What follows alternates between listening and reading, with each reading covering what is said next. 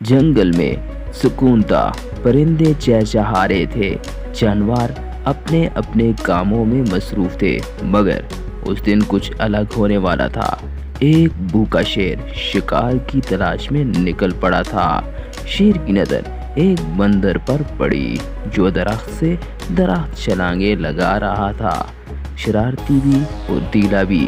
शेर की दिल में आया कि आज का नाश्ता तो तैयार बैठा है। मगर बंदर ने भी शेर को देख लिया, न डरा न घबराया, बल्कि उसकी आंखों में एक चमक उभरी, चालाकी की चमक। बंदर ने मुस्कुरा कर कहा, अरे शेर भाई, मुझे खाने से पहले एक अहम बात सुन लो।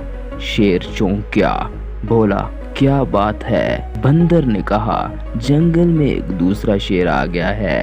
वो कहता है कि अब वो इस जंगल का नया बादशाह है। ये सुनते ही शेर का खून खोल उठा। शेर ने दहाड़ कर कहा, कौन है वो?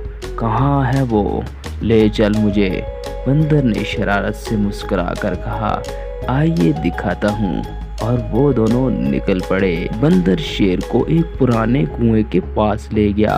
पानी बिल्कुल साफ था और उसमें कुछ नजर आ रहा था। शेर ने पानी में झांका और देखा एक शेर बिल्कुल उस जैसा, मगर उसे क्या खबर कि वो सिर्फ उसका अक्स था। शेर ने गुस्से में दहाड़ मार कर कहा, तो ये है नया बादशाह, अभी मजा चुकाता हूँ। और उसने कुएं में छलांग लगा दी। पानी छलक पड़ा, शेर भीगा, फिसल गया और कुएं में हाथ पांव मारने लगा। बाहर सिर्फ हंसी की आवाज गूंज रही थी, चालाक बंदर की हंसी। सारे जानवर जमा हो गए थे, शेर पानी में शर्मिंदा और बंदर दरख्त पर फख्र से बैठा हुआ। ताकत वाले हार गए और अक्लमंद जीत गया। और प्यारे बच्चों, इस कहानी से हमें ये सबक मिलता है कि अक्ल ताकत से बड़ी होती है। होशियारी और समझदारी हमेशा कामयाबी दिलाती है।